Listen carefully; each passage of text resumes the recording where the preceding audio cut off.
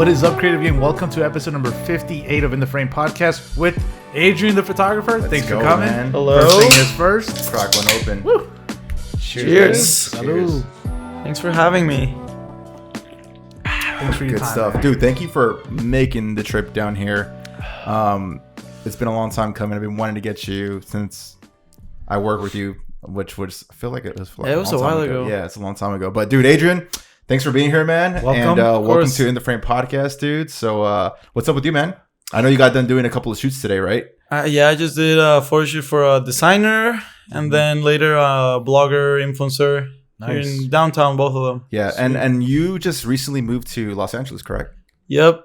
September 1st, I Nice. moved to LA. And what made you move? What made you make the move from San Diego to LA? You just want to take your talents out there? I Did mean, you feel like you peaked out here, man? It's okay to say. It's okay to say it, dude.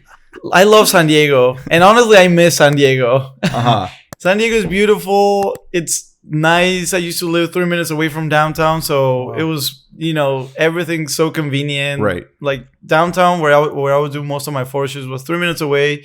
The beach, 15 minutes away. Yeah. Now in LA, I'm in Pasadena, Oh, jeez. far away from everything. Oh, Yeah. wow. So at least 40 minutes or 30 minutes anywhere I want to go. So that's Damn. something I miss a lot I'm about sure San Diego. the traffic level from there, because the traffic's pretty bad here already. But I Yeah. can only imagine Horrible. over there. Oh my, it's like gridlock. ridiculous. Yeah. It's stupid. Damn. Well, dude. Damn. But, you how- gotta make some sacrifices. Of course, Yeah. man. Of course. How did you get into the whole camera world? Yeah. How'd you get into the space, man? Like when the first time you saw a camera, like, oh, let me see how this this up. works. So the first time I was ever exposed to a camera was when my dad had a point and shoot camera, typical point and shoot camera that What year is this? we would okay. Ballpark, What is this? Ballpark.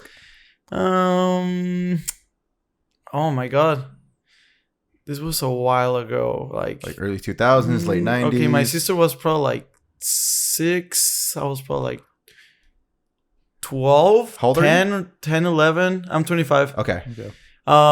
So yeah, probably like about 15 years ago. Okay. Okay. I remember we would just take that camera on trips and I would just enjoy taking photos.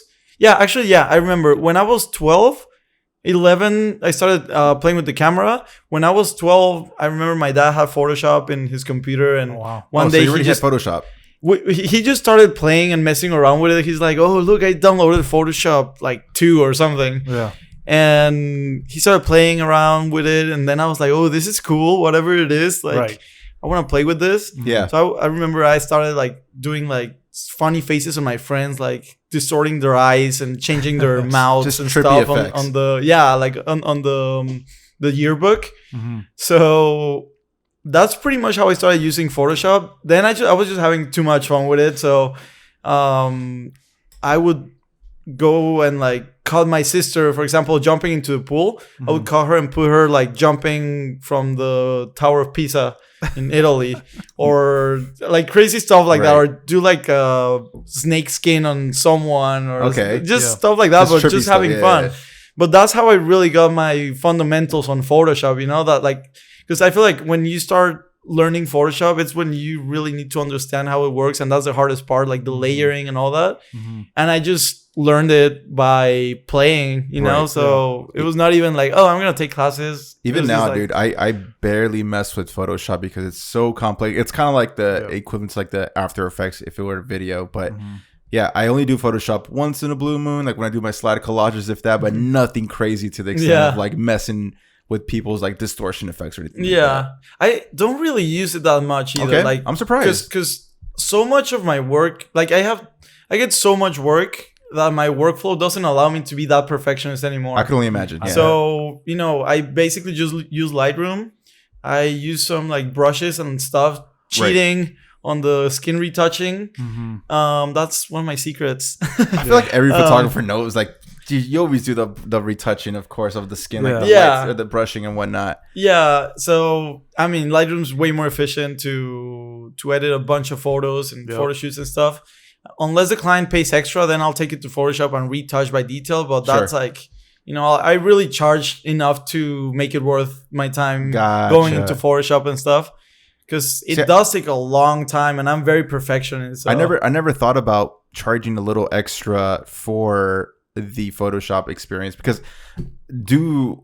does your clientele even know much about Photoshop? Because they just assume, they don't even know what Lightroom is. They know what Photoshop is because it's been around forever, and the term Photoshop. So they think probably Photoshop is Lightroom. The main editing source. But quick question, just something I just learned about the other day. Have you ever messed with Capture One before?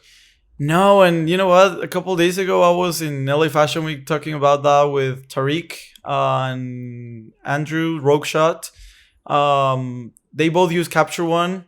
They told me it's the best. Really? I've never tried it.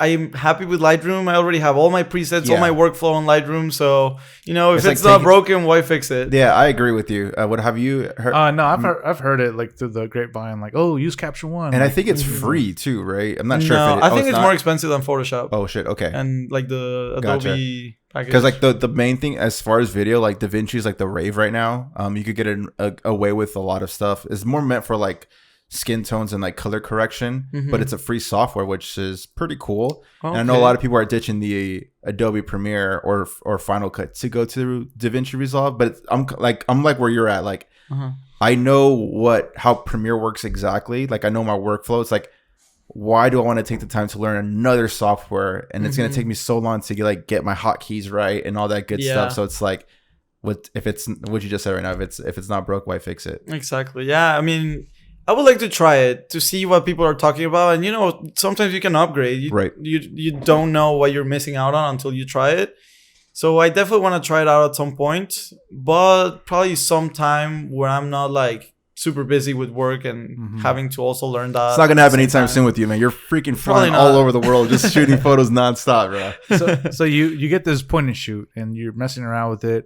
What made you when I did my research on your grid and stuff, what made you go into high-end editorial stuff? Like were you always that? Or no. Were you always artistic like that? At first it was just like, I just had fun taking photos. Like it was nothing like, photography. Like that was not even a word in my vocabulary, Like it was just like, take a photo with a camera and that's it. Like nothing crazy. But then I learned Photoshop, started playing with that. Eventually, a few years later, I was probably like 15 or so when I grabbed my first DSLR. Okay. And I had always been super curious about actually before this, with the point and shoot, I started just having more fun with my sister. She's 6 years younger. And I remember I would like style her and like tell her to like wear this and wear that and like just take photos when she was like 8 years old. But you had those are signs that you had an eye for things, like as far as like, wear this, do this, and do that. You're directing at this point. It was just like, and it was like fun. Dumb photo shoots, not even photo shoots, just like, let's take some funny photos of this and that. I had a snake. My first pet was a snake when I was 11. And I remember I would grab the camera and take photos of my snake. Really, like I try to make it artsy. I try to make the snake, like its head, like come up like a cobra kind of to like take some badass photos. I was playing around with a camera since I was like 10, 11. Eventually I tried a DSLR for the first time, and I had always been curious about looking through a viewfinder, and when I did it, it was like, whoa, this is really cool. Changer. And then I started playing around with it. My dad kind of taught me how to, adjust the settings and stuff. So hold on, I'm sorry. I know you said your dad had gotten Photoshop. So was he a photographer, or was it just for fun for him as well? So he's teaching you photography basic, so he must know something. This is I was not gonna get too much into that just because it's like a whole different story. So you don't have to go too depth if you don't want. But so I have two dads. Okay. My biological dad and the dad that I was raised with. Okay. And I didn't know my biological dad until I was 13. I didn't even know he existed until I was like 13. Gotcha. Oh, wow. My biological dad is a TV director. Oh, surprisingly, it's like he's in that industry. Right. He's like photographer, actor, director. It's in your blood, man. It is. Oh. It definitely is. And my other dad has a business, just commercial business, nothing related to anything artistic. Sure. But it definitely is in my genes. So it's, it was coming out when I was super young, and I didn't even know. I just did it because I enjoyed it. Right. And then, so when I was like 13, 14, I meet my biological dad, and he's the one who lends me his DSLR. Okay. And I'm like, whoa, look at this big ass camera. Do you like, know what the mark was? It was a Canon 7D. Okay. Damn. And I was like, this is a cool camera. And we were hanging out, and he let me carry the camera everywhere. I was taking photos of the clouds, like making them look darker. Mm-hmm. I remember that a lot, because it was like I was adjusting the light. I was seeing something, but with the camera I was making it dark, where the sky just looked really cool, and I see the sky more blue than it was, and Pop you know out. the light was just, I don't know, it was just so cool, and I was having fun like messing around with the settings. So he kind of gave me some insight of how how everything worked on a triangle camera. exposure and all that good that stuff. was the moment when I was like, boom, like I need a camera. Mm-hmm. So I told him, like, I want a camera like this. I need to get a camera like this. And he gave me for my birthday like a waterproof point and shoot camera, and I was like, That's not what I want. I want a DSLR. That's not it. But thanks. You know, I appreciate that. That's when you sell it on Craigslist and then you yeah. So yeah, I mean, I didn't even mess around with that camera that much. Yeah. Because I wanted a camera where you could zoom in with your hands, you know, not with like the little button. Yeah. So eventually I was in my high school. I was selling t-shirts. I've always been like business. You sound like a hustler. Mindset. So like when I was in middle school, I would sell like chips, like bring a bag, like on like low key. Yeah. Just no teachers could see that or anything. Man. I would bring a bag with chips and snacks and stuff, and sell them to everyone in the room. I was making good money. Like, that's awesome. That's tight. And I did that for a while. Mm-hmm. And then in high school, I started selling some shirts with like cool designs and stuff. Were you like a graphic designer as well, or? I really like that, because since I was into Photoshop, I started learning a lot about that. Yeah. So I was always also interested in all that, like all the visual, everything, you know. Mm-hmm.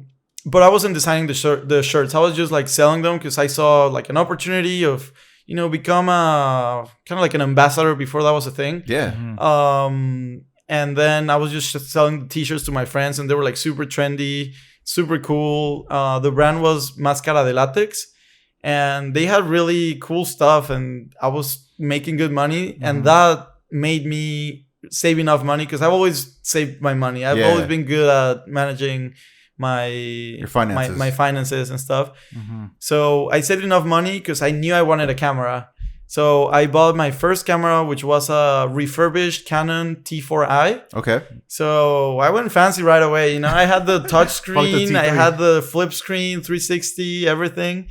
And then I just started messing around with it, like watching tutorials, reading articles, just experimenting a lot, like with my friends, doing photo shoots. You can see my first photo shoots, and you really can see that there's more than just like, oh, I'm just taking photos with a nice camera. Like I was really looking at the angles and trying to get like interesting angles and backgrounds and like the light of the sunlight and all that. So, and then since I knew how to use Photoshop, now I like, you know, you can manipulate looking back at it, it's like connecting the dots, like, oh, I learned Photoshop when I was 12.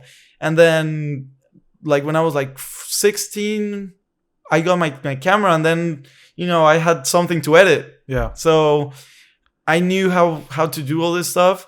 And then if I didn't know, I would just learn. But I've always been very critical with my work and with all the stuff that I do. So, when you're starting off like this, what are you looking up to? Is there any inspiration you're looking at? Many magazines, or how are you just coming up with this off the rip, or how are you? Where are these ideas forming from? So okay, that fashion vision that I have came from my mom, because she's always been into fashion, into like designers. And I remember she would show me on her computer like, oh, look, this new runway from, I don't know, Alexander McQueen. She loves Alexander McQueen. Okay. And Chanel and this and that. And she would show me photos, and she was friends with some really big models. Laura Stone and then Agnes Dean. They're like top models. Wow. So she's always been into fashion. She loves like all the designer stuff. So I feel like that's where I got that side of my vision from. And then, I started taking photos with my friends. Mm-hmm. And then I like taking photos of portraits. At first, I was doing a lot of landscapes and stuff because I was like, I think everyone starts doing landscapes. Yeah, exactly. It's like, you see the sunsets. It's pretty. You're from San Diego, or you're shooting sunsets. You start with clouds and stuff. Yeah. But I mean, I love your story because it sounds like you're really passionate from a young age. Like you're already thinking about it. Like, oh shit. Mm-hmm. I mean, you already have the tools. Like your dad's into it. Your mom knows this and that. But you got it from the get go. Like, oh damn, I want to do this and I want to concentrate on this. Not because it's cool, but because it's a passion and you love it. So yeah, that's really great to hear. Was that like your hobby, like in high school? Like, I mean, most kids in high school are like partying, smoking some weed, drinking, trying to have some fun. Like, were you still in that crowd as far as like socializing, having a bunch of friends, or were you like, bro, I don't give a fuck about any of this shit. I just want to master this craft. It was a mix of both. Okay. Because I've always been super social. Yeah. I've always been that problematic kid that doesn't shut his mouth while the teacher's talking. And they had to put him in front of the teacher. Yeah. Change him to a different seat. Yeah. And then I still talk. Yeah. So I've always been that kid. They would call my parents all the time in school to tell them that I can't ever shut up. So yeah. I've always been very social. I like going out. I like hanging out with friends, with people, meeting new people, everything. So I've definitely been out there. But also, at home, I would come home and then just play with a camera like it was a Game Boy, or a that was your video game. Exactly. Yeah. I mean, I was also super addicted to Xbox. Okay. I would play Gears of War so like you were like a normal kid then. Like you're socializing, playing video games, but also you're into the camera. I mean, I guess it's part of my personality. I'm just a very passionate person with everything I do, Whenever I'm with friends, I try to really enjoy the time, have a lot of fun, like do everything. Be present and all that. Be present, exactly. When I'm in video games, I was hella addicted because I was playing 8 hours a day, Like I was crazy. I was one of those that would be first place in ranked matches online. Damn. So yeah, I was super addicted. Okay. But and then I got into photography, and also I got super into it, and into Photoshop too. I was like super into it. So I find something and I just like exploded, Like I just really get into it and try to learn as much, and I'm super competitive. So I'm always trying to do better and better and better. And even with myself, I'm also very perfectionist with my work. Or with anything I do. So I'm always trying to do better and better and better. So that's good. Are you posting at this time? Are you posting your work like on Instagram or something, or Facebook, or where are you posting your work? Instagram's really the place where I post the most, just because it's the easiest to just upload one at a time. Right. My portfolio is like super out to date.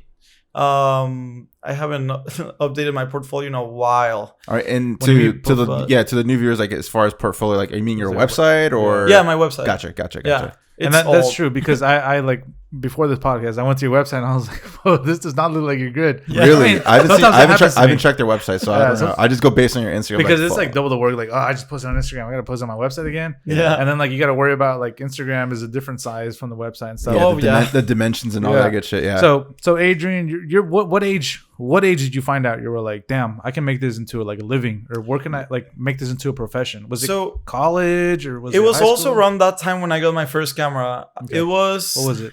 I think November 2014. Damn. I got my first camera ever, the T4i, and that's when I started learning and stuff. And then I realized I was good. Mm-hmm. Excuse me. Good. I realized I was good at photography and that I was, I had an idea of what I was doing. And I was like, you know what?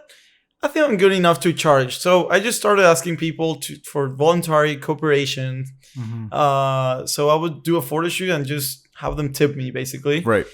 And what were they giving you, bro? Let's talk numbers. Come on now. Pro bono? So it was in Mexico. Okay. And which is where I grew up and all that. So wait, you grew up in Mexico? Yeah. I didn't know that. Yeah, I'm from Mexico City. Oh, shit. And I grew up in Querétaro. Okay. Oh, damn. Bro, this whole time I'm thinking you're in San Diego, man. Oh, yeah. That just happened. Oh, I moved to San Diego like 7 years ago, I think. Really? 6 or 7. Okay, so this whole time you're in Mexico. Fuck, that's even more amazing. Oh, yeah. So, okay. yeah, some context of the of the background. Yeah, it dope. was all in Mexico. This all happened in Mexico. Awesome. Okay. So you're in Mexico City. You're asking for tips. What do you mean? That was in Querétaro because that's where I grew up. Okay. So I was asking for tips. I remember this girl. We did like probably like a 2-hour photo shoot in a train station. I edited the photos so good. Like they were fast I got some turnaround. great photos, fast turnaround, everything, you know. And she gave me like 50 pesos. Dude, I almost guessed 50 That's too. $3. That's like less than $3 $2 now. Yeah. Probably back then it was like $5. $4 or $5. That's enough for a couple of tacos, maybe. I don't know. Yeah. Damn. That was one of my first photo shoots. Then this other guy paid me to take photos of him with his like tuned car. Mm-hmm. And he gave me 600 pesos, which is like, it was back then it was like $50, $60. Yeah. So it was pretty good. I was like, yeah. whoa, Oh, shit, I'm okay. making Let's I'm go. making money. I'm rich. Yeah, I'm rich. Yeah. And then eventually I finished high school. Mm-hmm. I moved to Mexico City so I was living with my mom and my non-biological dad. Okay. And then I moved to Mexico City with my biological dad. And at first I was just going to visit. Really, it was like, okay, I'll be back in 2 weeks. I got out of high school. Fell in love with the I city. don't have anything like planned for college or nothing. I had no idea what I wanted to study because I was like, this is a big decision. If I want to study psychology, which I love, marketing, architecture, like I have all these options, economics or business. Like I don't know what to do. Like what's right for me? I'm not ready to pick like it's such a big decision in your life, and you gotta pick when you're 17, 18. Yeah. What? It's crazy. Overwhelming. So I was like, you know what? I'm gonna go to Mexico City and like vacation there while I don't have anything planned in my life. But so basically I just took a quote unquote gap year. Yeah. Where it wasn't really a gap year because I moved to Mexico City. I ended up like I was hanging out with my dad and stuff, and one day we were talking about photography school, and like he was telling me you should try a course or something. So we checked out some schools, and then I signed up for a school, and I guess that's the moment when it happened. Like, okay, I guess I'm staying here. Right. I already signed up for the school, so that's how I moved like very smoothly to Mexico City, and then I started studying school in this like not great school.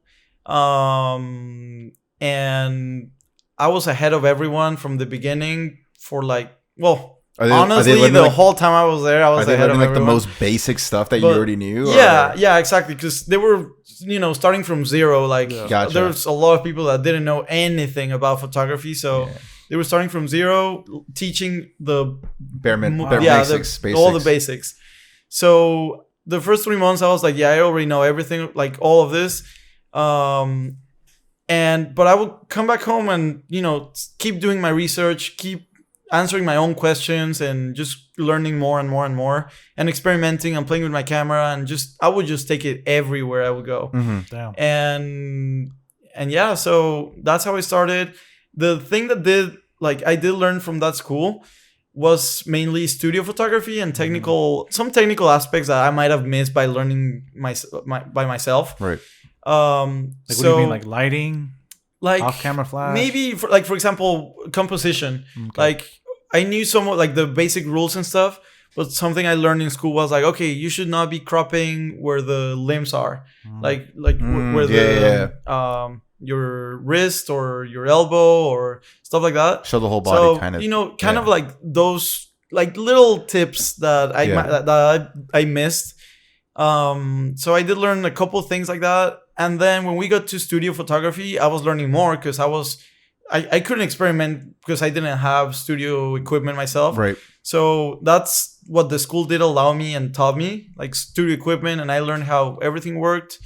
And then it was really cool. Like I started just playing around with the equipment at school and stuff, and just doing it more and more. I remember I got hired by a dentist who it was an exchange. He put my braces on. He put my braces in exchange of me taking photos for a toothbrush that he designed for braces. Oh, damn. So he was like a director in the UNAM, like the school, like the University of Mexico City. Pumas? Yeah, are they Pumas? Yes, exactly. When you say we're not my Pumas?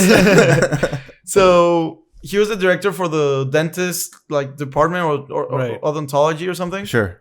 So yeah, we did that exchange. I took some tight. product photos. That's an expensive exchange right there. Yeah, and I did some great photos. Like, you know, considering the level of experience I had, I did some great photos, and I photoshopped the heck out of those photos because, like, the model, were yellow. the lighting, it was not like the things weren't great. Like all the elements that I had, like I didn't have like all the equipment to do it, and the experience obviously. So I had to fix a lot of things, but these photos look good. Like they use these photos for like marketing, all the marketing and all that stuff. Like, and they look very professional. And like, you probably made them thousands of dollars. So, I did that project while I was still in school. Eventually, I got the opportunity to move to San Diego. And while you were in school? While I was in school, and I was like, you know what? This school is not teaching me enough. I've learned more by myself. So fuck the school. Yeah. Like, I'm going to San Diego. So I left the school. I dropped out like halfway through the course. It was like a 2-year course or like technical career. That's what they call it over there. Okay. And then I moved to San Diego. I was working with my aunt in a bakery. She has a bakery, Maggie's Cake Shop. Okay. And I was delivering cakes and stuff. And then just starting to grow little by little, trying to book photo shoots and stuff.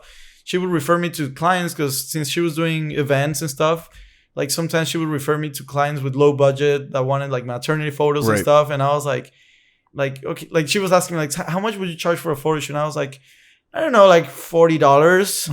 What?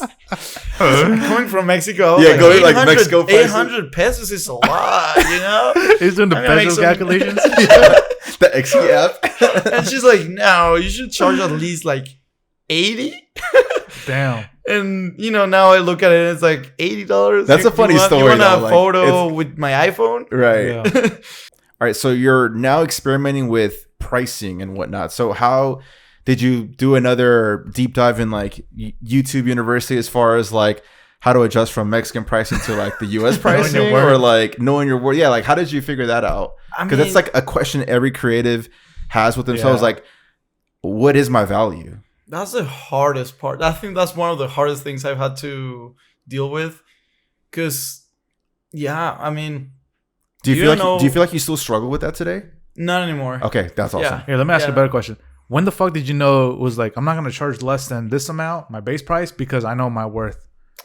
I mean, I'm still pretty flexible with my prices. Okay. But if depends on you. So, okay, I got to see, there's 3 factors that are important when you are charging a client. Okay. Or if you're charging, or like, okay, for me to pick up a camera and do a photo shoot, I need to consider these 3 factors. One is, am I getting money? Or how much am I getting?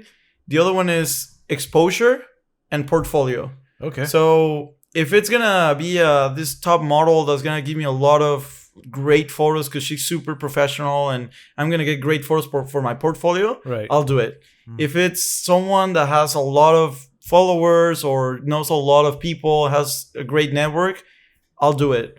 If it's someone that's paying me, I'll do it. You know, if the sweet spot is when you find the 3-in-1 project. It's very hard, but it does happen. Yeah. And I mean, the better you get, the bigger you grow, people start valuing more your work. Mm-hmm. And now it's like, you could be someone with 1 million followers and ask me to do a photo shoot and also pay me.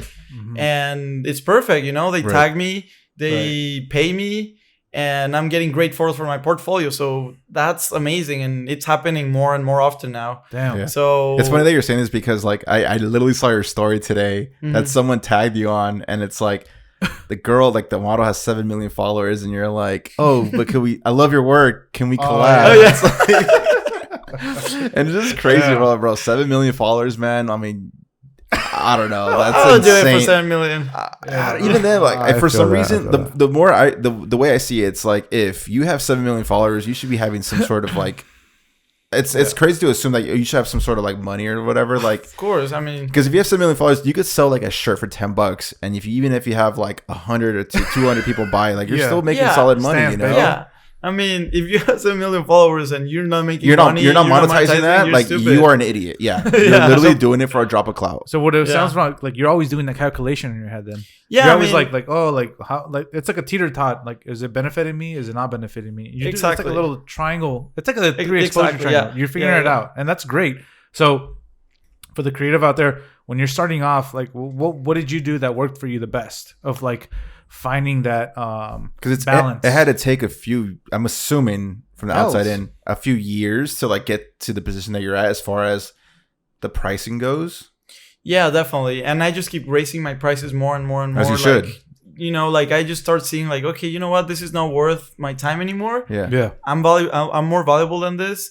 I can charge more, and then I raise my prices, and people keep paying and paying and paying. So you know, it's good. Like it's working out, but you gotta figure out like what's the limit, and you know, I think you gotta be flexible when you're starting out and you're trying to grow and learn and all that. You can't be a diva and be like, no, I'm not gonna do it for this much, or I'm gonna do it. Like you gotta adapt. And let's be real, as a photographer, it's much harder. You know what I mean? Like because everybody's like, I can just take that on my phone.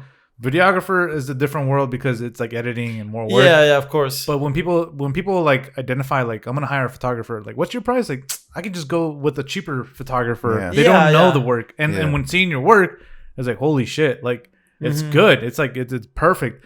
So where I'm going at with that is what made you like know your worth. Did you see other photographers? Did you compare yourself? Did you find like, oh shit, like did you do your research like, oh, how much are you charging as other photographers? Or how did you get to that point where like you knew your worth? That's what I'm trying to go, because there's a lot of photographers who watch this show and they're always like, oh, I see so and so's work, and they charge, and I've who knows, maybe they made a fake account and they were like, oh, I'm pregnant with my wife. I'm inquiring. Yeah, I'm inquiring. How much would you charge for an hour shoot?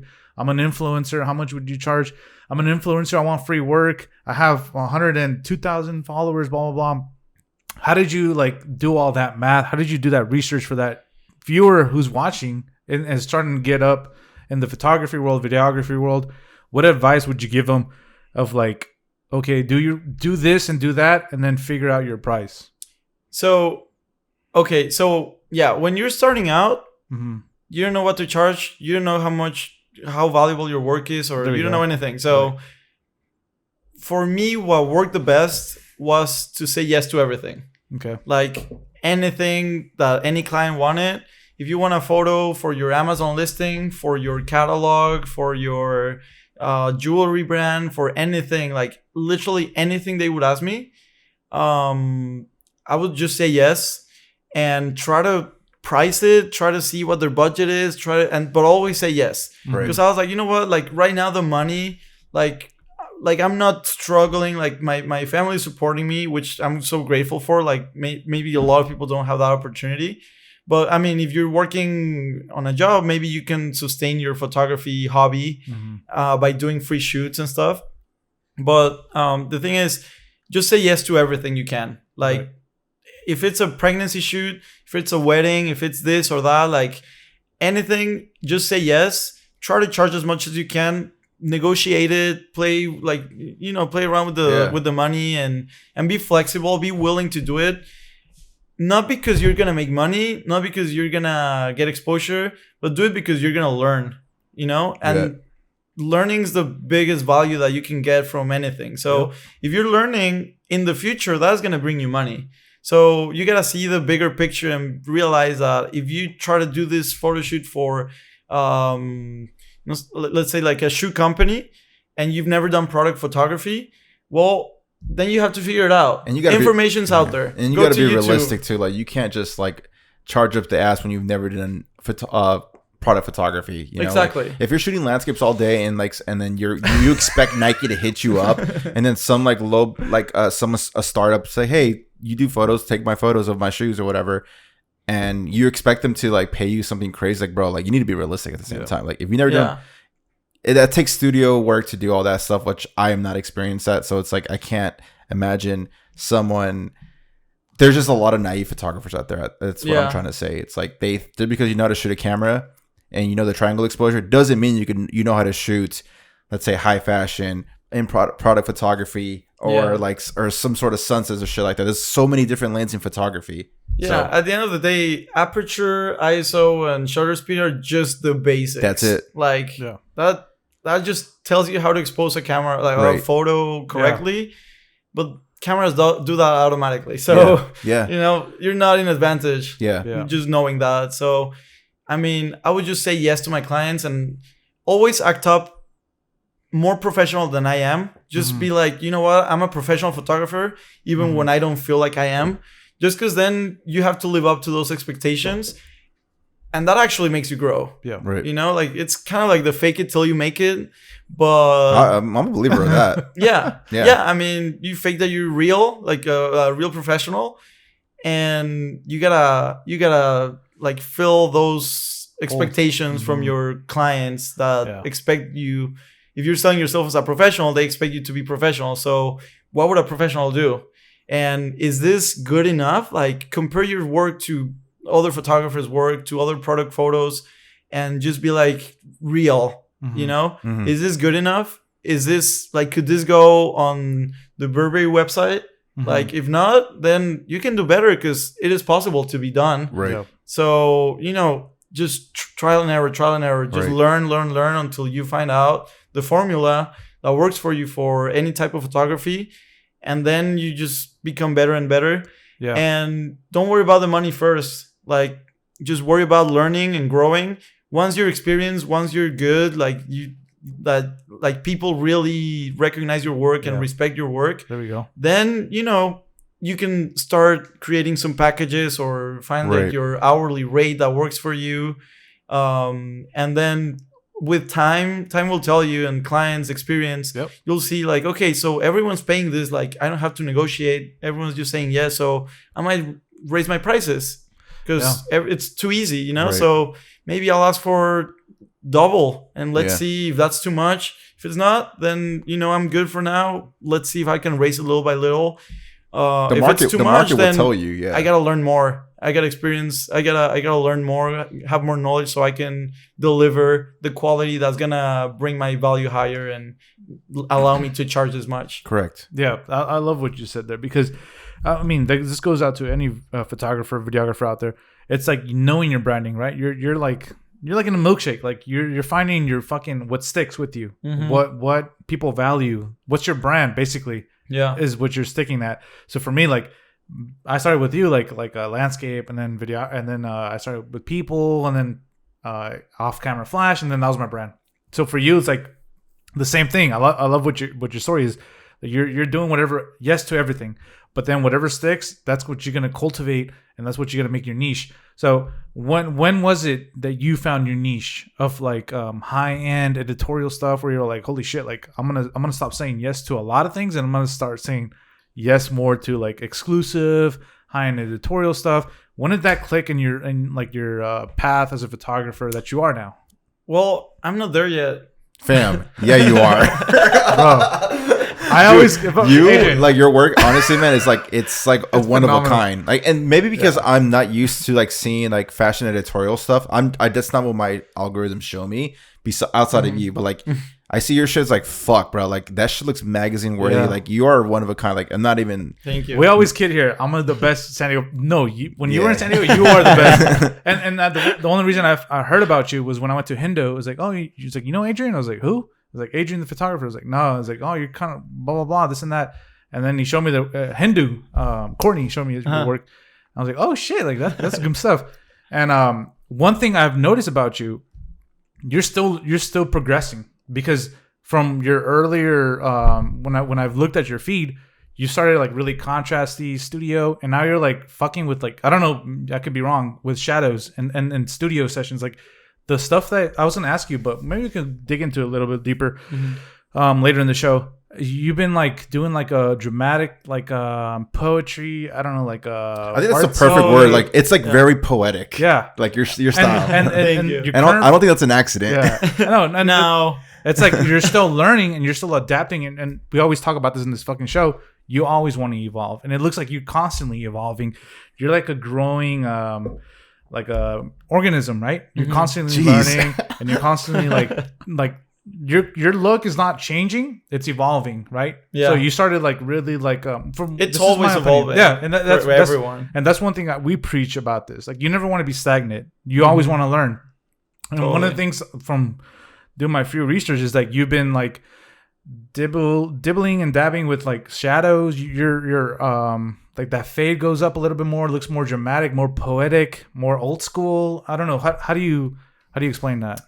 Well, you can't give all the secrets, No, man. Like, it's- come on. But I'm saying like you're obviously learning every day, and that's what's good. the thing is, like, I just try to innovate, experiment with new things, new concepts, new ideas, and just play around. Like, honestly, I'm just having a lot of fun. Yeah, Like, that's great.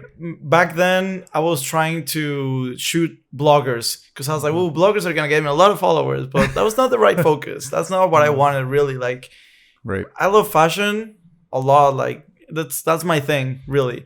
So I don't know. I think I started experimenting, like working with a lot of bloggers and stuff. And then I was doing all this, like I was trying to create my style. But I feel like I was trying too hard to create a style when that should come naturally. Yeah, I agree. Your style, like I was trying to use the same presets on Lightroom that I created, and like give it the same teal colors and stuff because that's trendy on Instagram. Orange and teal. And and it's gone. Like, please guys, don't do that. Yeah. Let's go. Not anymore. Hey, you heard it. Okay, here's a better question. A simpler question for you. Like, these concepts that you're shooting, like, is that all from your mind, or is that like a collaboration with the model themselves? Like, hey, I want you to shoot this because I know you can make this into reality. Or how do your concepts? Because your fucking shit is like, I would never thought of that. So okay, the thing is, I'm very flexible and adaptable. Like, extremely flexible and adaptable. So that's why Mayweather? I'm telling you, I'm still not into like only fashion. That's all I post because that's where I want to go. That's my focus, and that's what I'm trying to sell. That's what I'm trying to get hired for and all that.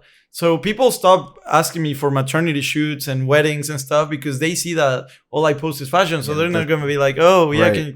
can we hire you for this? Makes sense. So if they do, I'll do it. Sure. Because it pays good money. Yeah. And, at the end of the day, it's still photography. So I'm still doing it.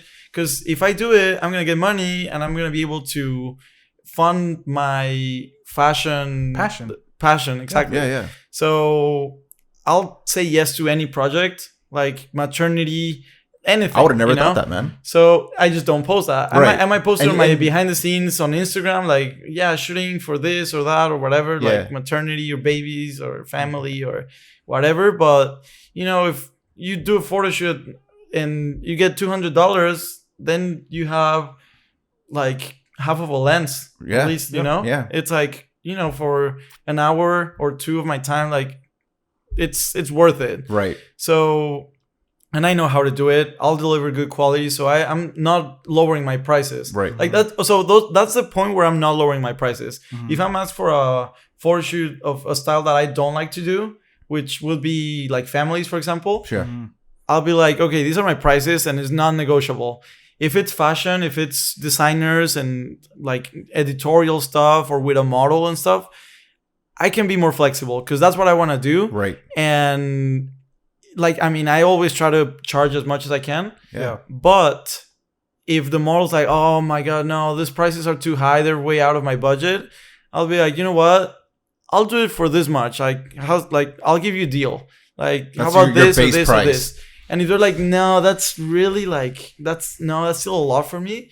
I'll be like, you know what? I'll do it for this much. Like, that's the lowest. And I'll give them like a really good deal, honestly. Yeah. So at the end of the day, we end up doing a shoot. I get content for myself. You win-win, baby. And I get some money. Sure. So it's kind of doing a collaboration, but I'm still getting paid. That's a definition of a collaboration, honestly. Not like, hey, shoot free work for me. That's a collaboration. Exactly. I'll shout you out on That's Instagram. It's like, bro, that's like the bare minimum. What do you mean? Exactly. If it comes to also like the level of experience and the level of value that you can provide to each other. If a model's gonna provide me some value and I'm gonna provide like a lot of value, then there's a difference of value. Right. So if she gives me $200 or $100, I'll be like, you know what? that makes up for the value that you're not providing me. And then we can shoot something high fashion and do something creative and stuff, which I love doing. And I don't mind, at least I'm getting paid. Yeah. So. And it's good that you're saying this because like you find certain opportunities like, all right, will this opportunity potentially land me bigger opportunities where I'm going to go for? Exactly. Where an opportunity that comes out of left field, for example, like for you like family stuff. This shoot is not going to elevate me anywhere in where I want to go. But if they're willing to pay me the my actual set price that's non-negotiable, I'll take it because that's going to pay my rent. That's going to give me more food or whatever, like or trying to get this lens or whatever. But certain like the lane that you really want to go for and strive for, if it's negotiable, hey, I'm willing to do it because I know this job, it could get me to work in fucking Paris or some shit like that. Exactly. And dude, funny that you say that because that literally happened. Shut up, bro. All right, do tell. Almost literally. Okay. Yeah. That was a very humbling experience, and this is probably one of my best stories when it comes to like feeling that I'm up there and that I'm like too good for anything. Yeah. Mm-hmm. And not wanting to collab or thinking that I'm too good for this influencer or this or that. Yeah. So this girl reached out to me. The first time I I was flown to New York Fashion Week. Like they flew me there. They paid for my Airbnb, and I was covering New York Fashion Week for Art Hearts Fashion, and they were paying me on top of everything. So I was like, "Whoa!" This was recent, right? This was because not as much. Weren't you in New York? But you were in New York for covering Fashion Week, weren't you? Yes, but now I do it like more like now I'm in-house photographer for Art Hearts Fashion. Shit. Okay, but so this is the I first. had to work myself, earn my spot there. So this was like your first full expenses paid. Yes, that was my first like full expenses paid to New York Fashion Week. It was like 2 years ago. Okay. So my first ever Fashion Week was 3 years ago. It was LA. Well, San Diego Fashion Week doesn't count. What is shit on San Diego? Sorry, it was like 2 false. Sorry. Oops. I said it. Edit point. Okay. So cut that. Nah. Okay. So let's go back towards like what landed you the Paris Fashion Week though. So okay, yeah. So just a little backstory. Yeah. I did San Diego Fashion Week. Then a week later, I did LA Fashion Week for the first time. Gotcha. The LAFW production. There's multiple. There's that one. There's Society Fashion Week, Art Hearts Fashion Week, which is the one that I'm in house for. And so I went to that one, and it was like great. I was like so excited to be in my first fashion week in LA, which is like it's a big big deal. Yeah, I mean not New York, but it's LA. It's still major city, pretty big. So I did that, and then the next season in February 2019. February 29th. Yes, this was 2018. Yes, February 2019. Yeah. I went to New York Fashion Week for the first time. Wow. With a group of friends, we were gonna do like a production, and we did like a kind of like an event, networking event and stuff. And my friend that I met in San Diego, he's a photographer, and he became the media director for this Fashion Week production. So I was like, dude, I'm in New York. Like, hook me up with a backstage pass. Yeah. So he did. And I was in the backstage shooting photos, like doing all that content, meeting, networking, doing everything I could. Right. Just taking advantage of that amazing opportunity. Of course. Right. So that was my first time in New York Fashion Week. But then they really liked my work so much that they were like, hey, just have Adrian come back like to the next one. Next one's LA Fashion Week. So I don't remember if they had a budget for that one, but I just started making my way into the production, and you're getting your name spreading out. Exactly, and the president of the production liked my photos, and he was like, "Okay, we want this guy here." Yeah. So he's like started. Okay, so they made me part of the in-house team. Damn. So they started paying me not a great budget, but it's been growing. Every production, it's been a little more and more and more. So honestly, don't tell him. I would do it for free. The networking's crazy. Like some of my best connections I've met in this production. So yes. But That I'm is getting a paid, true- and I'm getting my flights paid, and my Airbnbs, Yeah, and there you go. hotels, and everything. That So spells passion all the way. that's why it's a secret. Just don't share with him. But yeah, so anyway, the first time I was flown to New York, my expenses paid for and all that, and I was getting paid on top of everything. I was, in the backstage and in the event, I was working with shooting all these influencers, like 3 million followers, 1 million, Damn. big influencers. And honestly, a lot of them, I really don't even know like a lot of influencers and Were they celebrities tagging until you? I meet them. Were they tagging you? Yeah. Is this what you're talking about? Yeah. Hell So I was like, you know what? I'm a diva. Yeah. like No. I'm You thought your shit From didn't my stink name. I anymore. felt like I was a shit, but then I realized I got a very humbling experience I'm nobody. that made me realize that I should not act like a diva. I should not pretend that I'm too good for anything. I should not be like, oh no, I don't work with people like you because you Right. don't have enough this or this or this or whatever. Because you never know who you're talking to. You never Yeah. know how can this person can change your life. Right. And yeah, that's how it happened. This girl reached out to me. She had like 400,000 followers verified. I had no idea who she was. And I was like, and she's like, hey, I'm in New York Fashion Week. Do you want to collab? And I'm like, Damn. okay, I'll try. So I didn't make a big effort to shoot with her. And at the end, it was like I would have had to go out of my way to shoot with her, and Right. I was like, nah, like it's fine. Like Yeah. I went party last night. Like I don't want to wake up early to go shoot with this girl if she's not paying me. Right. Right. They flew me here. I'm working with bigger influencers. Like, nah, why Yeah. would I? Like, what? Like, how is this blogger gonna make a difference? You know, like, Okay. who is she? Like, Yeah. so that didn't happen. Didn't do the shoot. I come back to San Diego. And I was telling my friend, a blogger, Lynette, I was like, hey, so this girl reached out to me and she wanted to do a shoot, but we didn't do it because, you know, whatever. Yeah. And she's like, oh my God, Fer Medina asked you to do a photo shoot and you turned her down? Yeah. And I'm like, yeah, why? Damn. And she's like, she's literally best friends with like the number one influencer in Mexico or blogger. And I'm like, oh, well, fuck. I mean, nothing to do now. Yeah. I'm back in San Diego. I would go back to my DM. Hey, I'll fly right now. Sorry. I'll catch a red eye. right. So it was like, well, such a bummer. I mean, I guess I learned from this experience. Yeah. But, when opportunities are for you, you can cross paths once. And if it didn't happen, you'll cross paths back again and it'll happen. So I think that opportunity was for me. And next season in New York Fashion Week, You gonna go look for her? no, I didn't. It was not even me. Oh, no? September, that same year, I go to New York to cover the event again and all that. Again, everything paid for, blah, blah, blah.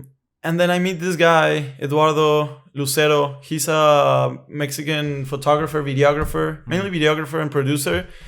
And we became really good friends. He's also from Mexico City. And we just connected really well. He was in the backstage shooting for a designer, some video and like backstage stuff and all that. And we really connected. I saw that he uploaded a photo of this girl. I'm like, oh, cool. He's shooting with Fer Medina. And then I didn't. The girl that you I rejected wasn't the like, year prior. Yeah. Okay. So I wasn't like, oh, I'm gonna reach out to her, and I was just like, okay. Yeah. I mean, I lost that opportunity. Like, That's on you. Yeah, I'm crying now, but it turned out that he was leaving the next day, and she had asked him like, hey, do you know any photographers here in New York that you can refer me to? Because I need more content, blah blah. And he was like, oh yeah, I just met this guy in the backstage of New York Fashion Week. Adrian the Photographer, hit him up. She's So like, she- fuck this guy. I'm kidding. Blocked He left me. me on red. So I mean, also I wasn't like, oh, I'm not gonna shoot with you because whatever, you're not Yeah. paying me. I was like, oh, too bad it didn't work out. I just didn't want to show like, Of course. Yeah. you want to keep that door open. Always. Professional way. So, but yeah, I mean, I was a diva. I have to admit it. Like I was a diva. I was like, nah, I'm too good for you. Yeah. So That's pretty cool that you're able to like Yeah. realize that. yeah, because I mean, just wait till the Okay. Like, just it gets so much better. All right. Okay. So this guy that I met referred me to her. So Right. she reached out to me, and she told me, "Hey, she probably didn't even realize that it was the same person. Right. I don't know if she did, but I'm lucky that she did message me either way. So she's like, "Hey, I'm in New York Fashion Week. Like, do you want to shoot?" And I'm like, "Yes, In a heartbeat. yes." Like in that second, I was yes, totally, 100%. Okay. So, I was leaving the next day, I think, and I was like, "Okay, I can shoot with you in around noon because my flight's leaving at 7." So it was February 11th, 2020. Damn. And 2020? Yes, 2020. February 11th, 2020. And so I was like, okay, I can't miss this opportunity twice. Like, I already learned from my mistakes. I'm not a diva. I'm not too good for anyone. So, let's go see what happens. Yeah. So I did a photo shoot with her. I went with a friend.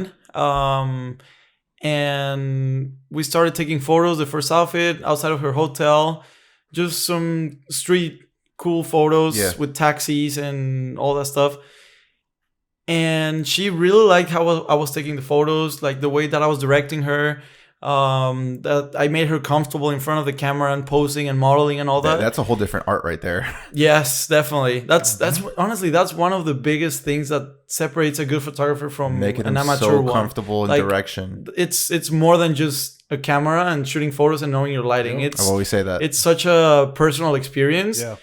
If the model doesn't feel comfortable, you're not gonna get good photos. Yep. Nope. And something I do always that is easier for me to communicate like that is to pose the way that I want the models to pose. And like as a guy, I do like all these girly poses, and it's like they feel comfortable as girls doing them because I'm doing them. Yeah, so they can visually see exactly what you're saying. Exactly. So it gets the message across, and you get better results. But so she felt the trust and everything. We went back to her hotel room. She was gonna get her second outfit, and I stayed on the hall with my friend. And before she went in to change, she told me like, "Hey, so Pam Alier and I are looking, the #1 blogger in Mexico. She's like, Pam Alier and I are looking for a photographer to come to Milan Fashion Week with us. Damn. We're gonna pay for everything. If you wanna come, you can you just need to buy your flight, and that's all. Damn. But we'll take care of everything, like hotel, everything. Hotel. Jeez. I was staying with her. I was gonna stay with them. Yeah. All Ubers, anything, food, everything. Souvenirs. Souvenirs. Damn, let's go. So she's like, "Do you wanna come with us?" And I'm like, "Yes, duh." Like, who doesn't want to go? Who doesn't want to go to Milan? Of course. Never been to Europe. Yeah. And she's inviting me to Milan Fashion Week. Like, my work is taking me to Europe for the first time. I'm like, how good can this get? How much better can this get? And it gets better. Damn. So before that, I was with this other model that I had met in Art Hearts Fashion in New York Fashion Week. Mm-hmm. The first time I went. Yelena Hernandez. She's one of my best friends. She's like a top model. She's the best photos, the biggest covers that I've ever done are with her. Okay. So she's the Cuban Barbie. Mm-hmm. She's one of the definitely my best photos are with her. Yeah. So she told me a few days before, like, "Hey, so I'm gonna go to Paris Fashion Week. If you wanna come, like, you can stay with me and we'll shoot there." She wanted a photographer to take photos of her. Yeah. She didn't say like expenses paid for or anything. It was just like, if you want to make it to Paris, you got a place to stay. Right. In my hotel, in my 5-star hotel with a balcony to the Eiffel Tower, like amazing view. So, and I'm like, yes, I'm going for sure. Like, I'm going 100%. That was like 2 weeks later. Okay. So, and then last day in New York Fashion Week, I shoot with this girl. She invites me to Milan Fashion Week, and I'm like, okay, yes, for sure. She goes back in the room. And my friend tells me like, "Oh my God, you need to take this opportunity." I'm like, "Duh." Yeah. And she's like, "But like, you need to ask her like the information because I think Milan Fashion Week is like in a week or something, like very soon." I'm like, "Okay." I ask her. She tells me, "You gotta be in Milan Fashion Week in like February 18th." Like, and it's the 11th you gotta be there shooting. by then. Yeah. Damn. And it's February 11th. Yeah. I'm like, oh my God, I'm in New York still. I need to go back to San Diego. I have photo shoots booked when I get back. Fuck that. Sorry. I've never been to Europe. I don't have a passport. I need to get ready for a trip. And if I'm going to do Milan because they're taking me, I'm also obviously going to go to Paris because I already have the invite. So I just need to take like a flight or a bus or a train or whatever. Very easy though, honestly. Yeah. So, but I had no idea because it was Gotcha. my first time going to Europe, and I had like 5 days or 6 days to figure it out. Yeah. So I come to San Diego, I do some photo shoots. At night, I can't sleep. I'm like, well, I can never sleep at night. I go to bed really late. But I'm like looking at flights, and I buy my flight 6 days before flying to Milan. I buy my flight to Milan, to Europe for the first time. Damn. And I plan a trip for 5 weeks. Jeez. So, because I love traveling. Yeah. So I had to go to all these different countries You gotta take advantage. while I was there, obviously. And I started trying to get ready. I'm going crazy because I don't know what's best. There's so many options on traveling between countries. I don't know anything. So I'm going crazy, and then I'm just like, fuck it. I'll just go to Milan, and then I'll figure it out. Honestly, that's the best way to do it. And that's what I did. Yeah, it's the best way. So 6 days later, I flew to Milan. I arrived, and then, yeah, it was Milan. I was in Milan Fashion Week. That's sick. And it was great because they were referring me to other influencers. Like this, I shot with this influencer that has over 3 million followers. Beautiful, Colombian, amazing personality. She paid me full price, and I think she even gave me extra. That's tip. And I was in Milan with like, Just living the dream. in Milan, amazing backgrounds, or in Paris. Yeah. And it was just crazy. Like they were referring me to all this work, and like another designer for handbags from this designer from New York that had a showroom or something in Paris. And Yeah. I did so much work, and I didn't spend my money like other than my flight pretty much. Yeah. And then between Milan and Paris, I went to all these different countries. Then I made it to Paris Fashion Week, and I still had more work. I literally arrived to Paris, and they didn't book me for, like, they didn't tell me like, oh, we want you in Paris as well, because they already had someone there. But when I arrived, they loved my photos. Both of them were in love with my work. Are they with seeing your me. work through Instagram or through your portfolio or your website? Instagram. Instagram. Yeah. Fuck. That's just, dude, Instagram is so powerful, guys. It is. If you use it right. Yeah. So I'm telling you, bro, like your work is like, not to dick right, but goddamn, your shit is dope as fuck. Like you're the definition of like high fashion for me, man. Like, yeah, dude. Because it's Thank really you. one of a kind. Like I don't see, there's a ton of like portrait photographers here, but like they all kind of look the same to me. And like yours is like, bro, I know when you're, I know, oh, that's Adrian. It's obviously, bro. Like it's easy to tell, man. Yeah. Thank you. We've had people here. It's like I look up to Adrian. Yeah, Really? Your shit's No, real unique. talk. Yeah, Yeah, real yeah. talk. We're Oh, not that's dick cool. riding, like we say. Like your shit is, I don't know. It's because you're constantly evolving, which we preach in this fucking episode, and this podcast is like you always want to evolve. You never want to be stagnant with your Totally. work. Alberto evolves, I evolve. We're always looking, and that's why I told you when it's like, dude, I've looked through your feed, and like, it looks like you're constantly changing. Sometimes, man, your work is so good because I just recently, well, I say I'm an avid off-camera studio, quote unquote, off-camera flash. But with your work, sometimes I'm like, damn, like did you use like a fucking what is it, a sun reflector, Like a or did you reflector. use natural light? Because I can't tell, and that's what makes you like unique. good and unique. Because, and then especially I love your new work, which is a little bit inspired me. But with your new work, I don't know, you've quoted a couple The Baroque photo shoot. this is, you were saying something about I got inspired because of some art thing. David LaChapelle. Yeah, something like that. Yeah, and like your shadows, like the guy that looks like Jesus. Yeah. And it was like a swipe. It was a swipe. Yeah. But anyways, so like I looked at that photo and I was like, holy shit, this is like a combination with the off-camera flash, because it looks, obviously it's in the studio, but you're raising the shadows, you're doing something different where it's like, damn, that's Adrian's work, and that's like makes you unique, and that's what I love about you. Junkie. Yeah. And how did you come about that? How did you know like damn, it's time for Adrian, it's time for a switch up, like switch it up, like there's a lot of like competition here. Better question. How do you deal with the new competition of off-camera flash? Because it was the orange teal look. A lot of people were doing, a lot of photographers were doing orange teal fucking I don't know, weird as thing. I went through that stage too. And then they went to like, and now I'm noticing a lot of people are doing off camera flash. They might have like a speed light and try to replicate the 8200 speed light, or how do you deal with competition?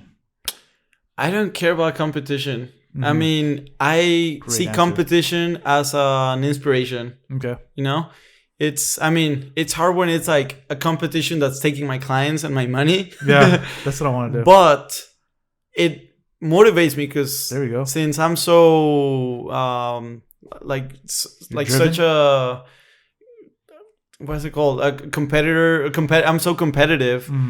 Always. I'm like, okay, why did they pick this person over me? Was it probably the prices or not the quality? Definitely. Most likely. Or you know, like, or how can this guy that's getting booked for all this amazing photos with all this amazing like celebrities and influencers, like, what's separating me from them? Like, what's our difference? Yeah. Like, is it their style? Is it that they're good at networking? It's really a combination of everything. But when I see like an artwork that really inspires me, like I don't see the competition, because I feel like every person, every photographer, literally every person is at their own time, and their time is now, and they're living their own journey. Yeah. So you can compete with someone. You can look at, I don't know, let's say David LaChapelle's work and compare it to mine, because he has 30-40 years of experience or something. Yeah. And I only have like 8. So there's levels, man. It's experience. It's like you said, your opportunity, it's gonna come sooner than later. Like, maybe it's not right now, but I mean, shit, based on your stories, I feel like you're doing more than any photographer I know, that's for sure. So like, you're doing something right. So you got to keep that in perspective. Like, I feel like I got flown out to Milan, to Paris. Yeah. I'm meeting all these people, shooting with all these influencers. They're paying me, no negotiation, none of that bullshit. It's like where a lot of photographers like, fuck, I wish I was in Adrian's shoes right now. Yeah. So you gotta remember, like, yo, you're doing something right. Yeah, and you fit the par, man. Like looking through your grid and like looking at everything that you've done, it's like, you don't just shoot fashion. You are fashion, because like I've seen. Oh, you always drip. You have a fucking beanie right now. You have a beanie, but you have pink hair. Let's go. That shit is hard. A pink hair. And at one point, I saw you had a pink beard. At one point, I had a pink beard for Burning Man. No, and like, you are fucking. It's like you live it. Yeah, like you have a brush and like you dip that shit, and that's you. That you live in it. That's my head. Breathe in it. You don't fake it till you make it. Nowadays, from seeing your brand, like, your brand speaks editorial. Your brand speaks. Yes, totally. I am what I fucking shoot, and that's the beauty of it, and that's what we wanted you to have in this podcast, because a lot of photographers, videographers out there who want to do it are driven not because of passion, but because, like, man, that's an easy buck. That's an easy buck you can do on Sunday. It's very easy. It's very tempting. They see me making good money like on weekends, and I have a full-time job. They say,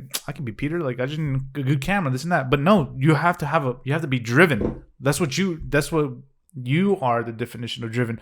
And that's what I love about your story. Adrian, what's where is it that you want to get to, man? Like, what is your end goal as far as, like, who do you want to shoot? Like, who is? I know you got to have at least 4 or 5 names of people like, yo, I want to shoot this person one day. Yeah, that's a great question. Or brand. It doesn't have to be an actual person.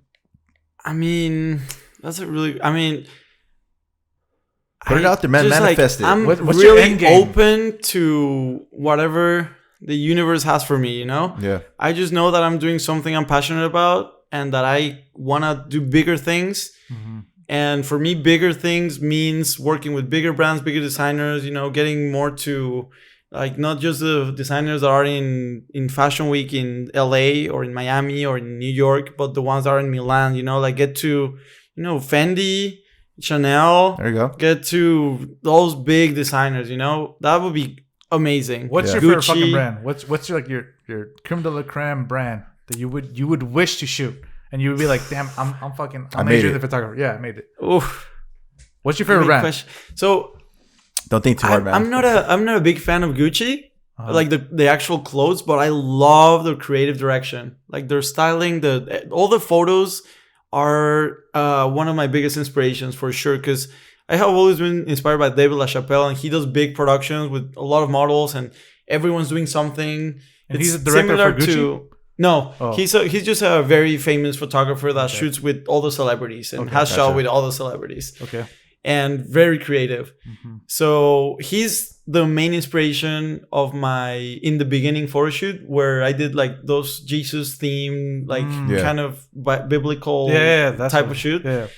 And then my second part of that shoot was the Baroque shoot that I recently did, where I was directing 18 people on set. Damn. Including models, makeup artists, set stylists, assistants, everything.